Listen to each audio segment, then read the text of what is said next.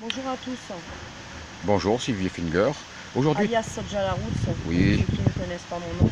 voilà, Donc la maman de l'affaire Célie, Stacy et Richie et Leroy, donc depuis 64 jours séquestrés sur Bordeaux. Donc aujourd'hui je voudrais revenir sur le jugement que j'ai reçu hier du tribunal de Créteil de la juge Adeline Diallo qui concerne donc le placement des jumelles. Donc il faut savoir que lundi dernier, le 30 juillet, il y avait une audience à Créteil pour la séquestration des jumelles. Enfin, décider et statuer sur le sort des jumelles, qui sont toujours, je le rappelle, placées entre parenthèses, séquestrées pour nous. Sylvie Finger, tes filles, donc Célie et Stacy, sont des sœurs jumelles. Sœurs jumelles. Normalement, d'après la loi, elles devraient être autant que possible ensemble. Alors elles ont été séparées depuis le début du placement, malgré la loi de mars 2017 qui interdit la séparation des fratries. Depuis quelle année? Depuis le début du placement, en 2010, ils ont séparé les enfants. C'est-à-dire que l'aide sociale à l'enfance du Val-de-Marne sépare tes filles illégalement, si je comprends bien. Oui, l'aide sociale à l'enfance du Val-de-Marne a séparé les jumelles. J'ai remarqué ça sur d'autres fratries de jumeaux, d'autres familles, d'autres victimes que j'ai pu croiser en région parisienne, où il y avait justement des jumeaux enlevés aussi, et ils séparaient systématiquement les jumeaux. Alors moi ça me dérange parce que j'ai eu des enquêtes sociales dans d'autres départements, et les travailleurs sociaux qui ont classé les enquêtes, je vais donner un exemple, Tours et Nancy, la puéricultrice et les PMI ne comprenaient pas pourquoi les jumeaux étaient séparés. C'est donc une anomalie. Il y a donc une anomalie. Oui, c'est que... Bon. Alors je vais donner la lecture de quelques extraits du jugement que tu as reçu, qui vient du tribunal de Créteil. Extraits du jugement. Alors, parle plus fort s'il te plaît. Alors, vu l'audience de ce jour en présence de monsieur, du père des enfants, Célie et Stacy, qui sont les sœurs jumelles... Approche-toi, approche le micro vers ta bouche. C'est moi qu'on voit, c'est pas toi. Célie et Stacy, oui, je ne maîtrise pas très bien encore l'appareil de Sylvie Finger, c'est pour cette raison qu'elle m'explique comment je dois m'y prendre. Voilà.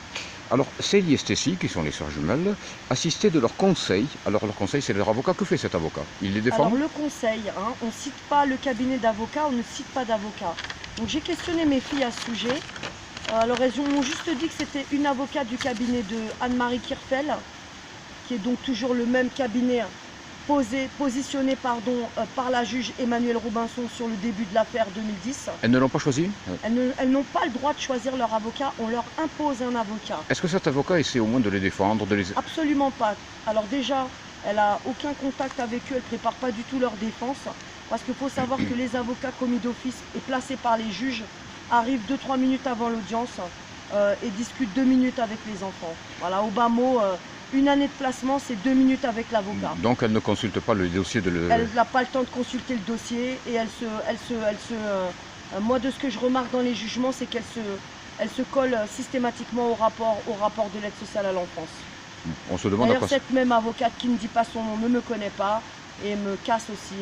On se demande bien à quoi elle sert. On demande bien à quoi elle sert, mais il faut savoir que ces avocats sont quand même rémunérés.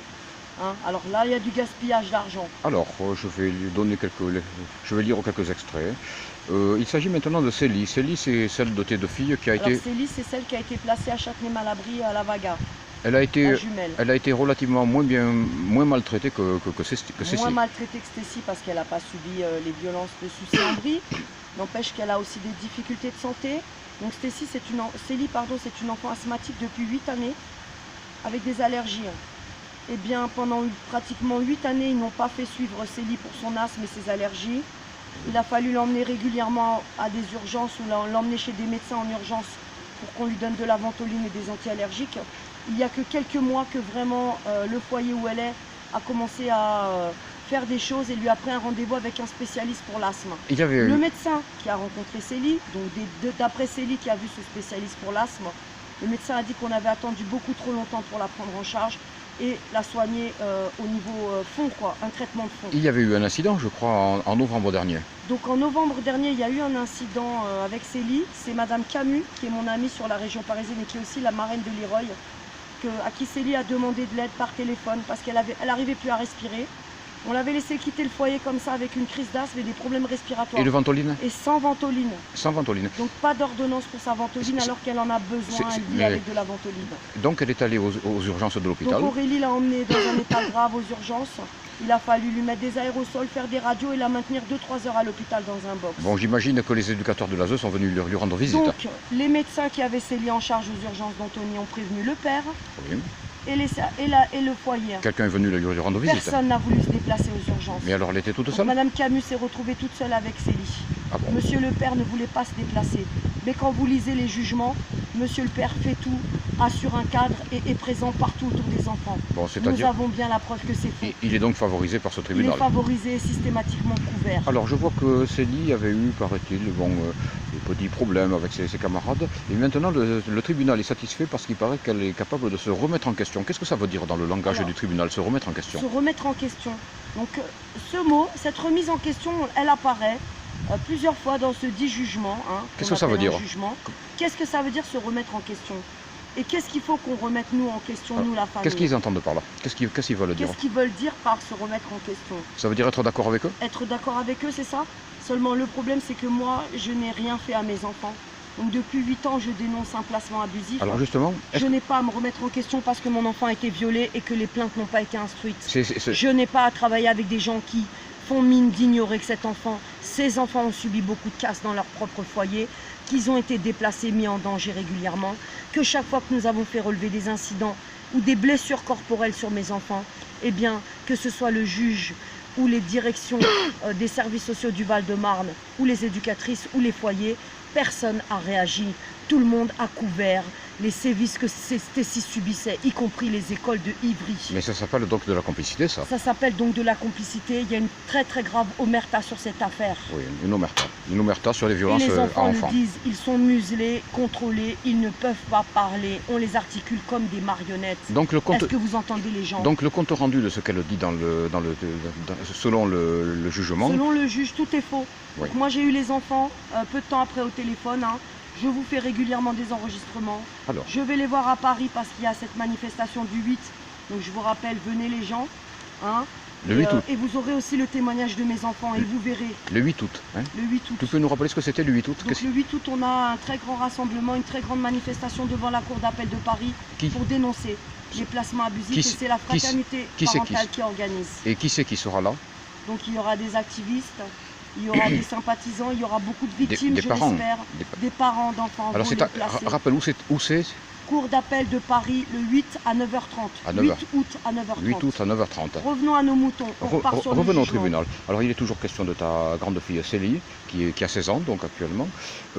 Elle fait, alors je cite le jugement, elle fait preuve d'une grande maturité face à l'histoire familiale et les défaillances parentales qui ont conduit aux mesures de placement. Quelles sont? Célie se remettra en question Qu'est-ce que c'est? aux défaillances parentales de ses parents. Alors qu'est-ce que c'est ces défaillances Alors parentales? qu'est-ce que c'est les défaillances parentales? De quoi t'accuse-t-on? Moi, parce que moi, quand j'avais mes enfants, je les faisais soigner. Mes enfants, je les aurais pas laissés 3 ans et demi avec des lombalgies et boiter, sans les emmener dans un service d'urgence ou consulter. Oui, parce que tu as une fille enfants, qui... je ne les aurais pas battus ou laissés avec des pédophiles pour qu'ils soient violés, torturés. Ça, c'est de ta fille Stécie que tu parles. Ça, c'est de ma fille Stécie. Nous en parlerons tout à l'heure, effectivement. Mais on pourrait parler de Richie aussi, parce que Richie, qui n'est plus placé, a subi aussi beaucoup de maltraitance. Les défaillances parentales, toi, on ne t'accuse de rien, finalement. Donc les défaillances parentales, elles ne viennent pas de moi. Les défaillances parentales, ça peut être le père. Donc les enfants le disent, a une très grosse emprise sur les enfants puisqu'il est, je vous le répète, pervers, manipulateur, narcissique. Mais le jugement ne rend pas compte de ça. Mais le jugement ne rend pas compte de ça puisqu'il protège le père depuis le début du placement. Il s'en sert de même. Alors Célie, d'après le jugement, est davantage en capacité de se préserver, notamment lors des interactions avec sa mère. Quelles sont les interactions que tu as avec ta fille Célie? Il n'y a pas d'interaction avec ma mère, ma fille. Tu t'entends bien avec ta fille? Je m'entends très bien avec mes enfants. Oui. J'ai des périodes où je suis moins disponible parce qu'ils savent que je suis très pris par la situation d'Irogne. Pourquoi le tribunal affirme-t-il le contraire?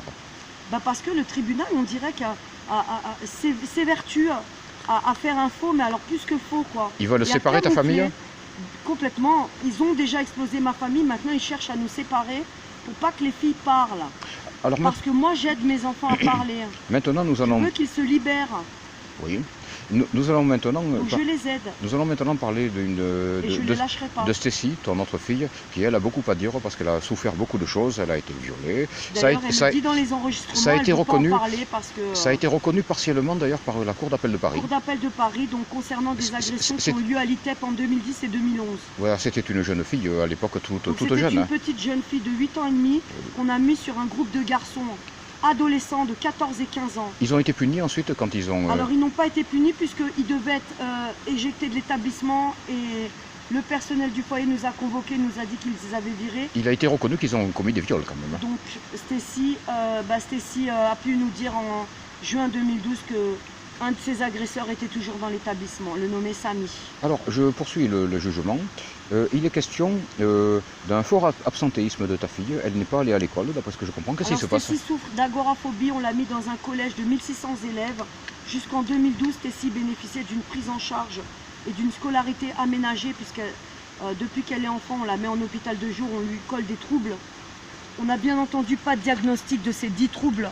Et que ça fait bientôt 15 ans qu'on l'a fait passer par des psychiatres et qu'on n'a pas de diagnostic. Tu veux dire qu'elle est dans un lieu de soins psychiatriques pour des troubles inconnus. Pour des troubles inconnus et qui n'ont jamais été diagnostiqués. Et qui n'ont jamais été diagnostiqués puisque donc, Célie a eu un bilan pour l'hyperactivité et c'est une enfant précoce, hein, ça a été relevé, elle a notamment un QI élevé. Oui. Stécie, ils ont fait des tests aussi d'intelligence et de WISC au niveau de l'école.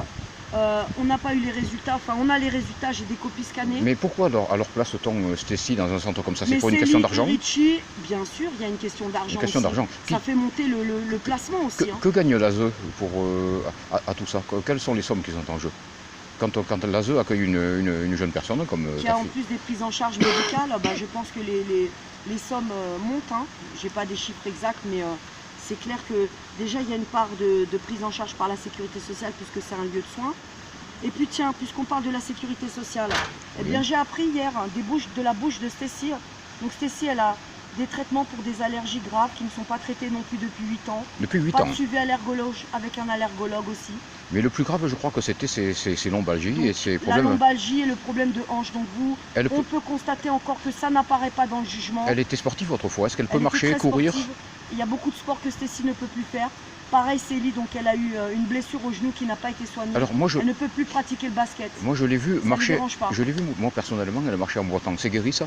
Non, c'est pas guéri, elle souffre toujours. Et donc, ça veut dire que... Elle n'a toujours pas vu de spécialiste pour la lombalgie. Ça veut dire que depuis Noël... Juin 2017, et depuis Noël qu'elle est venue nous voir à Bordeaux, personne n'a pris en charge Stécie. Il faut savoir que depuis avril, Stécie n'a plus de sécurité sociale et de CMU. C'est-à-dire on la cache, on la retire du système social. On la retire du système social. Et du système de soins. C'est grave ici. C'est extrêmement grave en effet. Et ça n'apparaît pas dans le jugement de Madame Adeline Diallo, juge au TG de Créteil, qui a bien entendu été informée de la situation médicale de Stécie à plusieurs reprises par mes soins, par lettre recommandée. Alors je vois que Stécie est placée... Et qu'elle n'en tient pas compte, elle écarte systématiquement tout ce qui rentre au tribunal de ma part. Je vois que Stécie est placée dans un lieu pour adolescents qui s'appelle le Moulin des Ados. À Crône. À Crône. Dans le 91. Est-ce que les éducateurs du foyer de Crône essaient de remédier à la situation, de lui faire avoir des soins, etc. Rien, on n'a que des promesses de Madame Franceschi, la responsable du centre. Elle te semblait sincère pourtant? Au début, elle nous semblait sincère, mais je me suis rendu compte, mois, après les multiples appels que j'ai pu avoir avec elle, qu'elle me baladait tout simplement. Est-ce que tu penses qu'elle avait la même attitude que l'ASE et qu'à chaque fois, elle renvoie la balle même sur l'ASE quand les choses ne sont pas faites pour Stécie. Est-ce que tu penses qu'elle subit des pressions? Il y a aussi des dettes de cantine qui ne sont pas honorées. Tu veux dire quoi? Il faut savoir que dans le jugement, père et mère sont exonérés de participation financière. Alors qui c'est qui est censé payer la cantine à Stécie? Eh bien c'est l'ASE. Et l'ASE le fait? L'ASE ne le paye pas, ni l'argent de poche, ni la vêture depuis 2 années. Mais tu veux dire alors que l'ASE se garde de l'argent de côté? L'ASE détourne l'argent. C'est étonnant, hein? C'est étonnant, mais c'est la réalité. C'est prouvé quant à la cantine? C'est prouvé pour la cantine, donc une facture de 48 € qui n'est pas réglée depuis 7 mois. Alors ça c'est extraordinaire, ça. Parce que si je rapproche ça du fait que le conseil départemental... J'ajouterais à ça qu'avant les semaines qui ont précédé l'audience du 30, Madame Fichot avait été voir les jumelles et leur avait promis un séjour de vacances toutes les 2 d'une semaine. Alors? Eh bien Stécie m'a appelé hier et m'a dit qu'on l'avait envoyé chez son père et qu'il n'y avait pas de vacances ni de colonie. Donc les 3 enfants situ bébés n'ont même pas de vacances payées par l'ASE.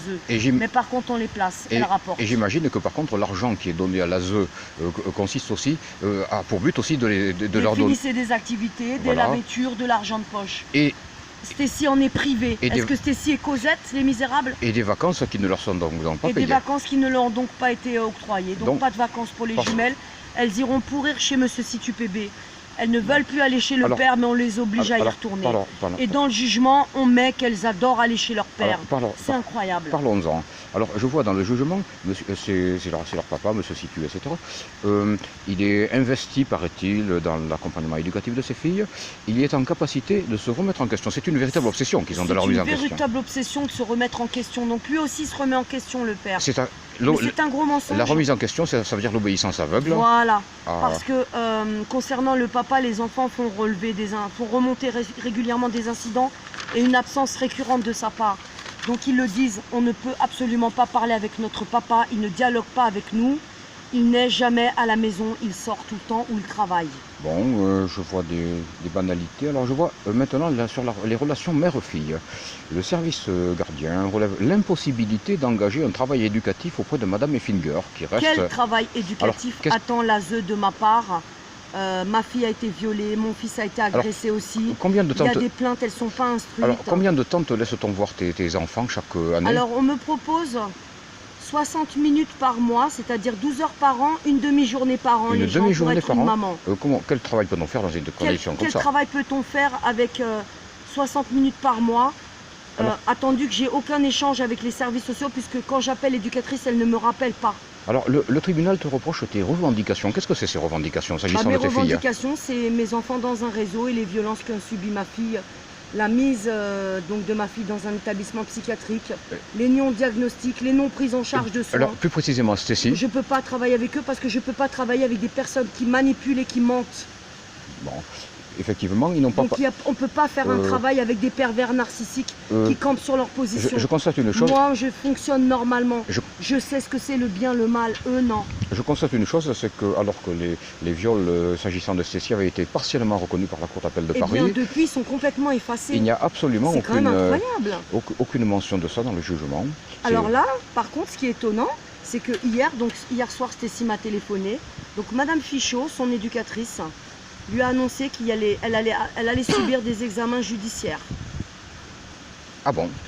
Ça veut donc dire que notre plainte qui a été déposée, le signalement de octobre... Quand avais-tu déposé ces plaintes? Début octobre. Début octobre, 2017 à Bordeaux. Ça a mis le temps, hein? Donc j'ai moi-même été entendue à Bordeaux. Le Val-de-Marne a verrouillé pendant des mois parce qu'il devait entendre l'enfant. Oui. Aujourd'hui, donc, j'apprends que Stacy va être examinée. Stacy va être enfin interrogée. Et certainement, elle répondra ce qu'elle avait répondu à la brigade des mineurs de Bordeaux à Noël.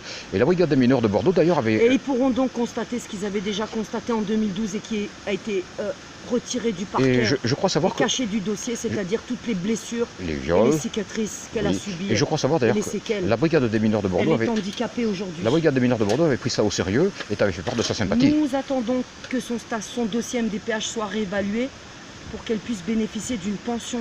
Elle est handicapée à la suite de toutes ces agressions.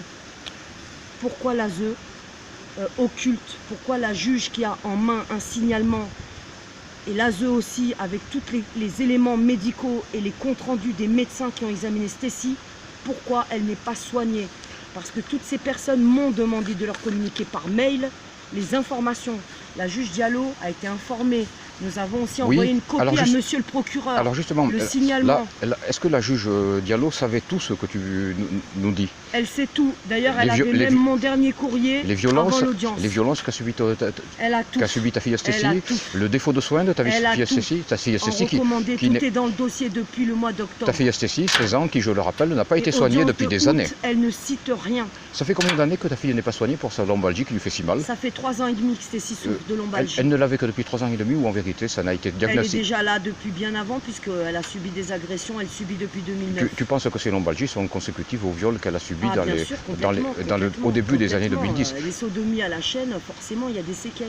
Bon, certainement. Excusez-moi si vous êtes choqués les gens, mais c'est ce qu'a vécu ma fille. C'est une fille très jeune fille très courageuse. Un chat. Les sodomies à la chaîne, les gens. Entendez ce qu'ils font aux enfants. C'est une jeune fille très courageuse et il se trouve que d'autres parents se plaignent. Ce ne sont plus des placements. On est bien au cœur d'un réseau pédocriminel. Y a-t-il beaucoup de parents qui sont prêts à témoigner de ça? Oui, il y a beaucoup de parents parce que, hélas, je ne suis pas la seule maman qui subit ces choses-là. Mais je crois savoir que ces parents sont souvent tenus par une sorte de chantage. Chantage et puis la peur de ne jamais revoir leurs enfants ou d'avoir leur visite suspendue.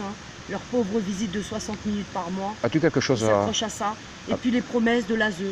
Si alors- vous obéissez, si vous vous remettez en question, si vous collaborez alors- avec alors- nous, eh bien on vous rendra vos enfants. Se remettre en question. Mais tout ça, ce ne sont que des promesses. Se remettre en question dans le langage de l'ASE, c'est... Obéissez, laissez-nous faire ce que nous voulons avec vos enfants.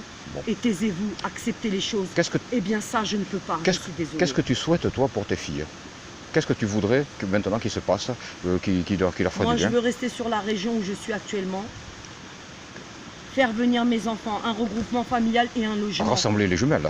Et rassembler bien évidemment les jumelles. Bon. Les mettre dans des bonnes écoles et leur permettre de se reconstruire et de se soigner avec des bons praticiens. Sur certains de tes sites internet, on voit d'ailleurs de belles photos où manifestement tes filles sont heureuses de se trouver ensemble et avec toi. Donc les gens qui voudraient connaître toute l'affaire de Stécie, vous pouvez aller sur le site Love Welcome avec un E 2 ou Love Welcome 2.wordpress.com. lovewelcome2.wordpress.com. Je vais Vous avez- répéter, lovewelcome2.wordpress.com. 2, c'est le chiffre. Hein. Voilà. Là, vous avez love, l'amour, welcome, bienvenue, Là, c'est 2. bon, t'arrêtes, là. .wordpress.com. Non mais c'est bon, tu me fais quoi là? Voilà. Bon, bien, qu'est-ce que tu voudrais nous dire pour conclure? Mobilisez-vous les gens, arrêtez de me censurer. Hein. Et du monde le 8 à Paris parce que les filles seront probablement là, donc venez les soutenir aussi. Hein. Et puis continuez à relayer, donc 64 jours de séquestration pour Leroy. On ne sait pas où il est, on ne sait pas avec qui. Et on n'a que 3 mails non officiels et des photos de profil de mon fils non datés. Des mails non officiels, qu'est-ce que c'est ça? Ce sont des emails qui viennent quand même du conseil On reviendra départemental. sur cette affaire On dans en- les heures qui on y- viennent. on y Je vous reviendra. laisse les gens.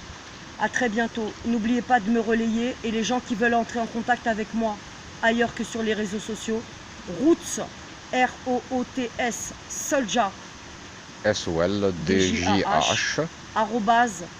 @gmail.com. Roots, Solja, @gmail.com. Mon mail si vous voulez me contacter. À très bientôt les gens. Au revoir Sylvie Finger, à bientôt.